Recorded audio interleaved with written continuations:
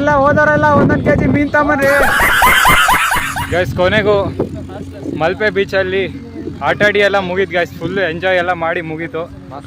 ತಿಂಡಿ ಮಾಡಿಲ್ಲ ಗಾಯ್ಸ್. ತಿಂಡಿ ಗಿಂಡಿ ನಾವ್ಯಾರು ಮಾಡಿಲ್ಲ, ಹಾಗೆ ಬಂದಿದ್ವಿ. ಮುಖ ನೋಡ್ರಿ ಊರ್ ಬಾಗ್ಲಾಗಿದೆ. ಎಲ್ಲ ಮುಗಿದ್ ಗೈಸ್. ಈಗ ನೆಕ್ಸ್ಟ್ ಬೇರೆ ಒಂದ್ ಕಡೆ ಪ್ಲೇಸಿಗೆ ಹೋಗ್ತಾ ಇದೀವಿ ಮಲ್ಪೆಲಿ. ನನಗೂ ಅದೇ ಹೆದರಿಕೆ ಆಗಿದ್ ಗೈಸ್, ಕೂದಲು ಉದುರು ಬಿಡುತ್ತಂತ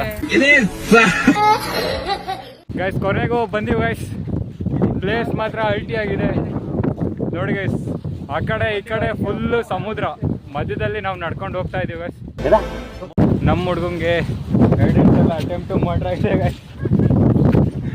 ಎರಡೆರಡು ಸಲ ಎತ್ಕೊಂಡೋಗಿ ನೀರಿಗೆ ಹಾಕಿ ಅಣ್ಣಂದು ಹೆಲ್ತ್ ಕಂಡೀಷನ್ ತುಂಬಾ ಖರಾಬ್ ಆಗಿದೆ ಈಗ. ಸದ್ಯಕ್ಕೆ ಜ್ಯೂಸ್ ಎಲ್ಲ ಕುಡಿಸ್ಬಿಟ್ಟು ಸ್ವಲ್ಪ ಎನರ್ಜಿ ಬರ್ಸಿವಿ ಈಗ ಸದ್ಯಕ್ಕೆ. ಅಂತ ಪ್ರಾಬ್ಲಮ್ ಏನು ಸಹ ಇಲ್ಲ ಇವಾಗ. ಈಗ ನೋಡಿ ಗೈಸ್, ಮೊದಲೇ ಕುಳ್ಳುಕಿದ್ದಾರೆ ಗೈಸ್. ಅಲೆಗೇನೆ ತೇಲ್ಕೊಂಡು ಹೋಗ್ತಾ ಇದ್ದಾರೆ ಗೈಸ್. ಐಲ್ಯಾಂಡಿಗೆ ಶಿಪ್ ಬರ್ತಾ ಇದೆ, ಎಲ್ಲ ಐಲ್ಯಾಂಡಿಗೆ ಹೋಗ್ತಾರೆ ಗಾಯ್ಸ್. ಎಲ್ಲ ಹೋದವರೆಲ್ಲ ಒಂದೊಂದು ಕೆಜಿ ಮೀನ್ ತಗೊಂಬನ್ರಿ